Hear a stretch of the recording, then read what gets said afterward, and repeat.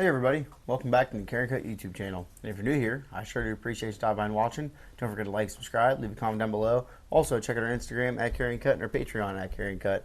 Really do appreciate all the Patreon support out there, all the proceeds, and go directly back on the channel to buy new knives and new equipment to make the quality and content better for you guys. Sorry about that, my phone had a little malfunction there, had to slide your camera over, so hopefully I don't have you guys too far out of whack here. And I'm sorry if you guys did watch the first upload of this. I don't know what happened. The audio was like corrupted or something like that, and it's, for some reason it didn't have any words to it. So normally I watch almost every single one of the videos before I upload it, and all the other 4 videos that I shot today were no big deal. So I don't really know what happened there, but I want to give a huge shout out to Jimmie Crowe for sending this knife over to us. Jimmie means the world to me. This thing is pretty sweet, especially for what you're getting. Especially from like the price and quality standpoint, for like, you know, value of your dollar. I mean, I don't think this knife can really be beaten. I only have like one flaw with it, and it really isn't even that big of a flaw because it works pretty good anyway. So let's just go ahead and start breaking this thing down. So right off the bat, you're getting S35VN steel, and you know, some people would call that still a super steel to this day, especially at this price point, which is under $70. Right now, it's $69.95 over at the Knife Center, and that they're like my favorite manufacturer. Man, I'm screwing up everywhere. And they're not a manufacturer; they are a retailer. That is my favorite retailer. This was actually a exclusive to the Knife Center. So if you guys aren't new, or at least don't know much about the Knife Center, they do really awesome stuff, and they sell millions of knives, I imagine. But they do have really cool videos. I like watching their videos every Thursday, like the new knives of the week and all the Q&As that they do. Really cool guys over there. But regardless, so this is one of their exclusives, and they wanted to bring, you know, people high value and usability, great knife at a good price. So like I said, S35VN steel, which I don't think you can get that for probably on any other knife less than $120, maybe if you're lucky, maybe even more. That's kind of like a unheard of thing to get that good of material on something like this for such a good price. And also with these white G10 scales, they were trying to do like a kind of like a DIY starter kit, if you will. The original video when they did the drop on these, I think it was around like Halloween, October, some point in time around there, and they did like a candy corn. It was like a white, yellow, and a red, or white, yellow, and orange. So it was pretty cool thing. And I'm definitely one thing I was going to say about the white G10, I mean, I'm not a big fan of white G10. Look at this one. I've only carried this one like 2 times. Look how much different in color. This was like a, Stormtrooper white at the original, when I actually first got, well, obviously Jimmie gave me this one for now, but when I first got this one, it was completely white, and I'm going to do a red G10 dye on this one too, so that's going to be pretty cool. Be on the lookout for that one on the channel. But let's go ahead and keep going on here. So we do have a S35VN. This is a hollow ground blade. So it comes down to screaming sharp. I mean, it is wickedly thin down at the edge. See if we can get a little cut test going on here. I mean, that hollow grind is super nice. It's going to keep that, really thin edge all the way down, even after you get some sharpenings in it. It's really not going to hinder the performance of the knife when you actually go to sharpen. And especially if it's really aggressive. I think it's a finger choil. Definitely not going to be a sharpening choil. But it actually keeps that same thickness for multiple sharpenings at a time. And that makes, that's really good, especially when you're actually talking about, taking care of your knives and something, you can almost think of it as an investment kind of, something you're going to be able to take care of. It's going to last you for a whole long time. So really do like that. We got a G10 on the back spacer. We do have some weight relieving going on here on the inside of the scales there, if you can see that in the liners. So that's nice. We do have a hidden lanyard post. Like I think I just said, a white G10 backspacer. We are looking at ceramic ball bearings in the pivot. We do have 2 means of deployment. We got the flipper tab that works exceptionally well. We also have dual thumb studs that work awesome. This is a right or left hand tip up carry.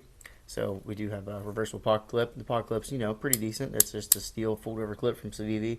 We do have flush mounted screws in there, or flathead screws. It's not flush mounted into the actual scale itself, but still pretty good. You could throw a titanium Civivi clip on there, and this thing would be pretty sweet. So they did make these in like a 9CR, 8CR variety, I'm pretty sure, but this S35VN was exclusive to Knife Center, and they do still have them on their website right now. So if you guys are interested in this, make sure you go over and give us, at least look at it. I mean, you're not going to find anything with this kind of steel for less than, $70 anywhere else. I can promise you that. We do a little hardware check here. We're looking at T8 on the body screws, which is another amazing thing that Civivi's been doing lately, and I just can't, I'm tickled about that. I really am not the biggest fan of the T6 screws, and I don't think anybody is either, really. So let's go ahead and do some overall size on this thing. We're looking at almost 7.5 inches total length, maybe a little bit less, 7 3/8-ish, something like around there. I don't want to be going like 7 5/16. That's that's way out of the ballpark. We don't need to be going that crazy. Anyway, so to overall blade length, we're looking at right about 3 1/4 of an inch, which that's like my favorite territory of actual length of the blade. Sharpened edge is right about 2 7/8 of an inch, so not too bad. Let's go ahead and get Miss Carryandcut kitchen scale out here. See what we got going on here. Zeroed out. So we're looking at 2.8 ounce. So we're right there. We're under the ounce per inch a lot of people like to see. Not a big deal to me necessarily, but it is pretty nice. And before we get to even in size comparisons, my one gripe that I do have with this knife is that the access to the liner lock is not the best thing in the world. I kind of wish they did a little bit more relieving here, and you could almost like take your Dremel and just kind of notch out like another 1/16 of an inch or something like that, and just make it a little bit easier. But it's not too bad. I mean, it's nothing that's going to hinder the actual performance of you closing the knife, which is a good thing.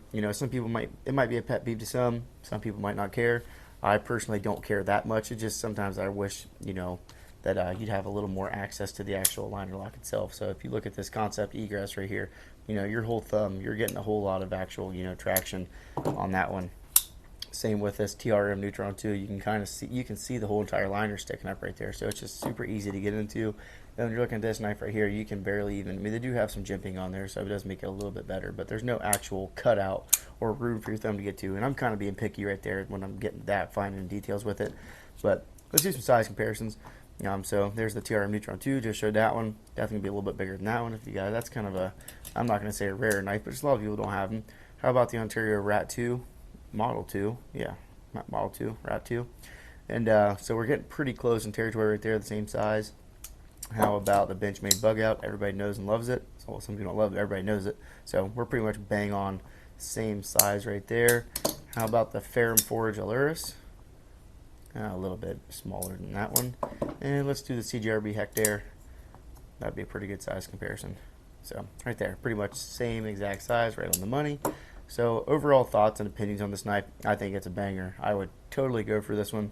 I mean, if you got an extra $70 laying around and you're looking for a pocket knife, I would not hesitate to look any farther than the Civivi Badlands Vagabond. This thing is, knocked out of the park. Those guys over at Knife Center, they know what they're doing. They want to give you a high quality, cutting tool, and they're going to give it to you at a great price too. So that makes all the difference in the world. I mean, heck, I don't even have another. I mean, heck, this knife right here is going to be the same price. Let alone this is going to be titanium on the handle scales, but it is much smaller and only has 14C 28 so I know you got to do some kind of difference with the titanium, but that's still a pretty cool little knife right there too. This is the Vosteed Mini Labrador, but still another video to come on this thing. And kind of wish I had another somewhat similar knife to show you, but I don't at this point in time. So hopefully the audio is coming through with this one, and if anybody did see the original upload of this, I'm very sorry about that, but hopefully this one gets it figured out. It's not going to be a big deal.